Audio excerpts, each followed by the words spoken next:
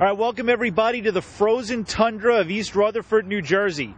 I know it's not quite the frozen tundra of Lambeau Field, but I'll get there on Sunday, and I'm still not warmed up from 2007, so that's why I'm out here in just a shirt and no jacket. I'm trying to be tough for the big game in Green Bay, the one you've been waiting for all year, ever since the Giants lost to the Packers 38-35 back on December 4th. The Packers were undefeated then. The Giants pushed them about as far as you can push them, played a great game, lost on a field goal as time expired, and there's a lot of feeling in this building, right over there, you can't see it on camera, not that building, this building over here, that things are going to be different this time around. How can they be different? Well, I'm going to give you 3 keys for the Giants to turn the tables and beat the Pack. And number 1, this probably is one of the lesser keys in the game, but it's important. They have to find a way to stop Jermichael Finley. I said this about Tony Gonzalez last week. I told you that some people were telling me the Giants are much better covering a tight end now than they used to be.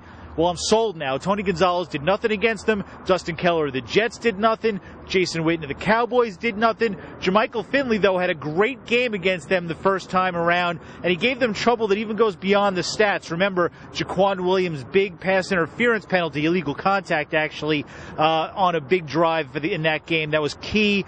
They have to find a way to stop him. He, more than any other receiver, could really open things up. The second key for the Giants, this is probably pretty obvious. They have to pressure Aaron Rodgers. They did a little bit in the first game, not nearly enough. Aaron Rodgers was still well over 350 yards. The Packers had about 450 yards of offense. He's got just a ton of receivers to throw to.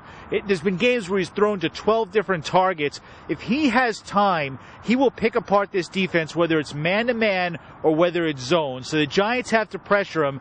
They did a good job of forcing Matt Ryan to throw quickly against the Falcons. Obviously, they had 11 sacks in the 2 last regular season games. It's a different pass rush now that Osi Umenyiora is back, and they have to keep that going. We just got to contain them in the pocket, Don't let them get out and scramble on us. And, we got to be physical up front. It starts with our front end.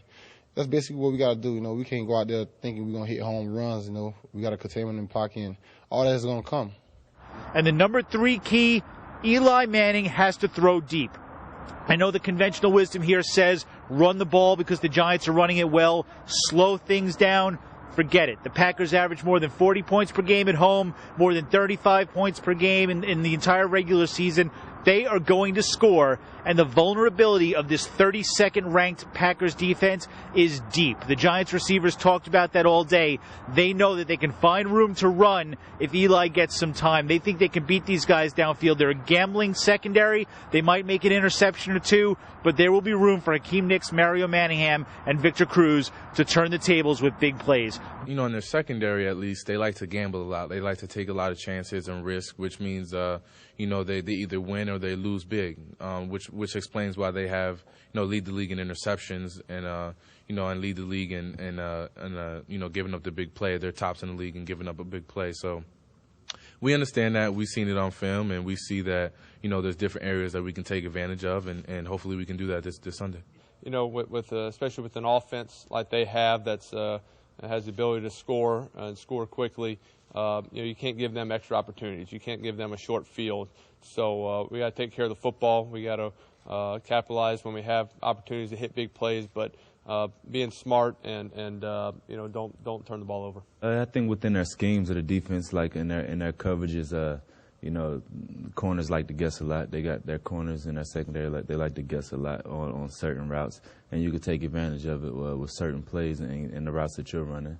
Those are the 3 keys for the Giants to beat the Packers and incredibly advance to the NFC Championship game. And if that happens, we'll see you right back here next week on the Blue Screen. In the meantime, make sure you check in here Sunday for our live vlog. And as always, follow @the Blue Screen on Twitter. And if you're going to Green Bay, stay warm. I know I will.